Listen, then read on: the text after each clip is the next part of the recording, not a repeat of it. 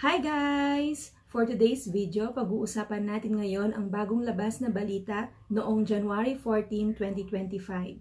Ito ay patungkol sa Spousal Open Work Permit. The Government of Canada has officially announced the new eligibility criteria for Spousal Open Work Permit of temporary residents and international students effective January 21, 2025.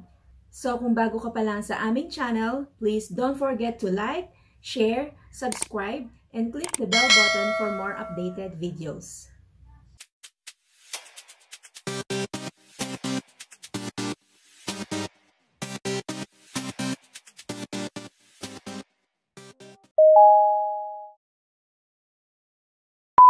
Tara, isa-isahin na natin ang mga eligible criteria. Number 1, kapag ang international student ay nag-enroll sa master's program ng 16 months or longer, nag-enroll sa doctoral's program, or select professional and eligible programs, ay eligible pa rin siya mag-apply ng SOWP.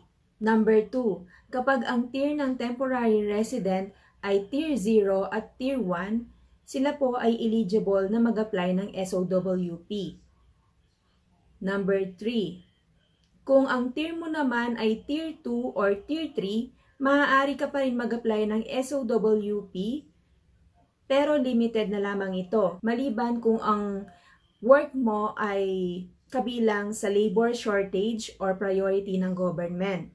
Katulad ng applied sciences, education, healthcare, construction, natural resources, sports and military sectors, ay eligible ka pa rin mag-apply ng SOWP.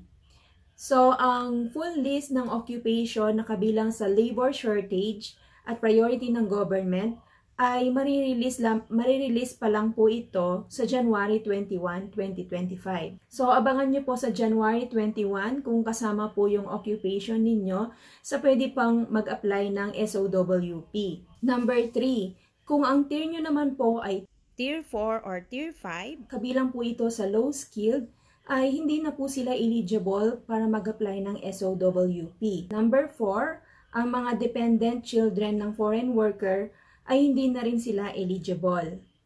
Number 5, important reminder po na kapag mag-apply po kayo ng SOWP, ay kailangan valid pa ang work permit mo ng 16 months or longer. Number 6, ang mga existing spousal open work permit na hindi pa expired ay mananatili pa rin pong valid at pwede pa rin po silang mag-work.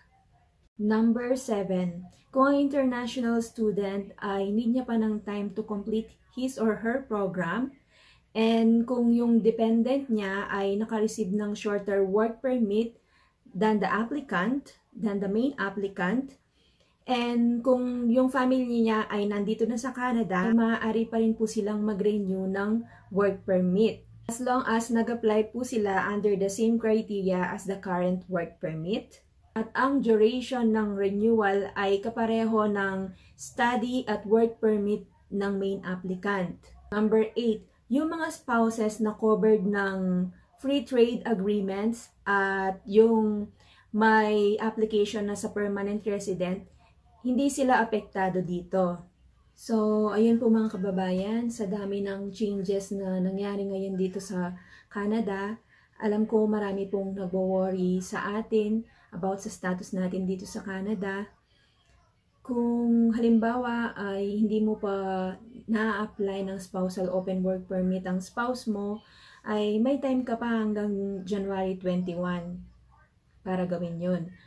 Then, kung naman hindi ka eligible to apply spousal open work permit, ay pwede ka namang mag-upgrade ng skills mo or maghanap ng employer na ang magiging work mo ay tier 0, 1, 2, 3 na kabilang sa labor shortage. Alam ko na pahirapan ngayon ang LMIA, pero walang imposible, di ba? So, pray po tayo kay God at syempre gawin po natin yung best natin. Hanggang dito na lamang po. Sana po ay may natutunan po kayo sa topic na to. Please don't forget to like, share, subscribe, and click the bell button for more updated videos. Pa-follow na rin po sa aming FB page. Thank you! Bye!